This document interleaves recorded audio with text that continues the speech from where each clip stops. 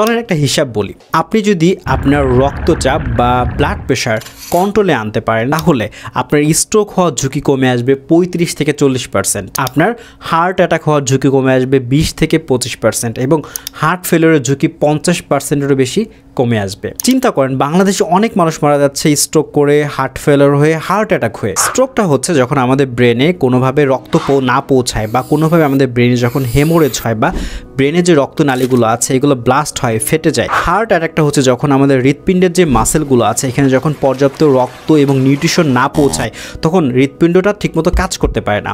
আর heart ফেলিওরটা হচ্ছে যখন আমাদের হৃৎপিণ্ডের মাসেলগুলো পাম্প করে সারা বডিতে রক্ত পাঠাচ্ছে, এই পাম্পটা যখন ঠিকমতো করতে পারে না তখন সেটাকে আমরা বলতেছি হার্ট ফেলিওর। এখন কেউ যদি তার রক্তচাপকে নিয়ন্ত্রণে রাখতে পারে তাহলে কিন্তু এই সকল মরণব্যাধি রোগ থেকে অনেকটাই রক্ষা পাওয়া সম্ভব। Beta blocker, calcium channel blocker, angiotensin receptor blocker, এরকম অনেক ধরনের ওষুধ রয়েছে, ডায়োরেটিক্স রয়েছে যেগুলো খেয়ে ব্লাড প্রেশার কমিয়ে আনা যায়।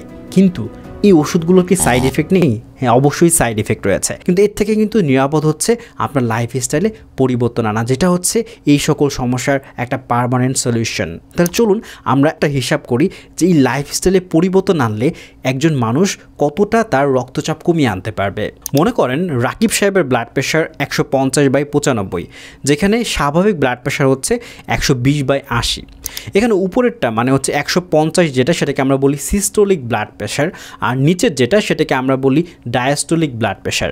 রাকিব সাহেবের যদি অতিরিক্ত ওজন থাকে এবং সে যদি 10 কেজি ওজন কমিয়ে আনতে পারে তাহলে তার এসবিপি মানে সিস্টোলিক ব্লাড প্রেশার, যেটাকে আমরা বলি উপরেরটা কমে আসবে 5 থেকে 20 পারদ-চাপ। তাহলে খেয়াল করেন সে যদি 10 কেজি ওজন কমিয়ে আনতে পারে তাহলে কিন্তু তার ব্লাড প্রেশার কিন্তু কমে আসতেছে। আমরা জানি অনেকেই যারা আছে ওবেজ মানে একটু মোটা সোটা সারাদিন বসে কাজ করে, তো তাদের ক্ষেত্রে দেখা যায় ওজন বাড়ার কারণে কিন্তু রক্তচাপও বেড়ে যাচ্ছে। এখন রাকিব সাহেব যদি ড্যাশ ডায়েট মানা শুরু করে তাহলে তার রক্তচাপ যে উপরেরটা সেটা কমে আসবে 8 থেকে 14 পর্যন্ত। এখন প্রশ্ন হতে পারে ড্যাশ ডায়েট আসলে কি? ড্যাশ ডায়েট বা dietary approach to stop hypertension মূলত এক ধরনের ডায়েট প্ল্যান যা হাই ব্লাড প্রেশার বা উচ্চ রক্তচাপের রোগীদের জন্যই এটি তৈরি করা। এক্ষেত্রে খাদ্য তালিকায় ফল ও সবজির পরিমাণ বেশি রাখা হয় এবং অল্প ফ্যাট জাতীয় ডেইরি মিল্ক প্রোডাক্ট খেতে বলা হয়। অনেক বেশি স্যাচুরেটেড যে ফ্যাটগুলো আছে, কোলেস্ট্রল জাতীয় খাবার আছে, এগুলো একেবারেই পরিহার করতে বলা হয়। খাবারের লবণের মাত্রা কমিয়ে আনতে হয়।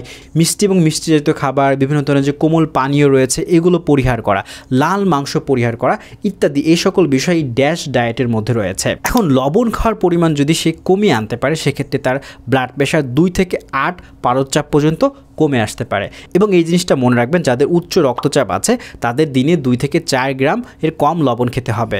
এখন রাকিব সাহেব যদি ফিজিক্যাল অ্যাক্টিভিটি বাড়াতে পারে, মানে শুয়ে বসে না থেকে কাজ করতে পারে, প্রতিদিন কমপক্ষে 30 মিনিট লাইট এক্সারসাইজ বা হাঁটাচলা করেন তাহলে তার 4 থেকে 9 পারদ-চাপ পর্যন্ত ব্লাড প্রেশার কমে আসবে। এবং সেই সাথে কিন্তু তাকে অবশ্যই ধূমপান ছাড়তে হবে। রাকিব সাহেব যদি একটু দুষ্টু প্রকৃতির মানুষ হয় এবং সে যদি মদ পান করে সেক্ষেত্রে সে যখন মদ পান করা ছেড়ে দেবে বা এটা কমিয়ে আনবে তার কিন্তু রক্তচাপও কমে আসবে। সেটা কতটুকু কমবে? 2 থেকে 4 পারদ-চাপ পর্যন্ত রক্তচাপ কমে আসবে। আচ্ছা, তাহলে ব্যাপারটা বুঝছেন, এই রক্তচাপ কমিয়ে আনা কিন্তু আমার লাইফস্টাইলের উপরই ডিপেন্ড করতেছে এবং আমি খুব ভালো মতো এখানে বুঝিয়ে দিয়েছি যে কী কাজ করলে কতটুকু পরিমাণ আপনার রক্তচাপ কমিয়ে আনা পসিবল। সকলে সুস্থতা কামনা করি এবং আপনি যদি আপনার উচ্চ রক্তচাপের বিভিন্ন সমস্যা নিয়ে বা আপনার ওষুধ নিয়ে এই সকল বিষয়ে জানতে চান, ক্লিয়ার কনসেপ্টে রয়েছে অনলাইন পেশেন্ট কাউন্সেলিং সেবা, যেখানে আপনি একজন ডক্টর এবং ফার্মাসিস্টের কাছ থেকে আপনার রোগ এবং ওষুধ নিয়ে বুঝে নিতে পারবেন।